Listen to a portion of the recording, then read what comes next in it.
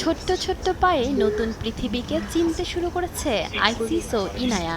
এবছরের ৪ এপ্রিল প্যারিসের ভিনসেন্ট চিড়িয়াখানায় জন্ম এদের। বৃহস্পতিবার প্রথমবারের মতো জনসম্মুখে নিজেদের ঘের থেকে বেরিয়ে আসে সিংহ শাবক দুটো। টলমল পায়ে হাঁটতে হাঁটতে কখনো মায়ের কাছে ছুটে যাচ্ছে, আবার কখনো বিস্ময় ভরা চোখে অচেনা পৃথিবীকে দেখছে।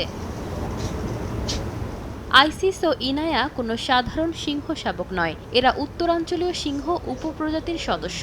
এই উপপ্রজাতির সিংহ বর্তমানে বিশ্বের সবচেয়ে ঝুঁকিপূর্ণ প্রাণীদের মধ্যে একটি। প্রতি সপ্তাহে সর্বোচ্চবার বিকাশ পেমেন্টে 50 জন হবেন পেমেন্ট চ্যাম্পিয়ন। জিতে নিন টিভি সহ আকর্ষণীয় সব প্রাইজ। সারা বিশ্বে এদের সংখ্যা ৩,০০০-এরও কম বলে ধারণা করা হয়, ফলে এদের সংরক্ষণ অত্যন্ত গুরুত্বপূর্ণ বলে মনে করেন বিশেষজ্ঞরা।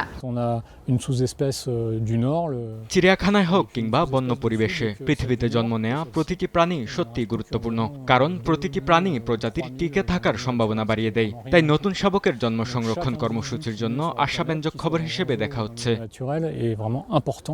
জন্মের পর থেকে নিবিড় পর্যবেক্ষণে রাখা হয়েছিল শাবক দুটিকে। তারা সুস্থভাবে বেড়ে উঠছে এবং ধীরে ধীরে নতুন পরিবেশের সঙ্গে নিজেদের মানিয়ে নিচ্ছে। এখন তাদের দর্শনার্থীদের সামনে আনার উপযুক্ত সময় হয়েছে বলে মনে করছেন বিশেষজ্ঞরা।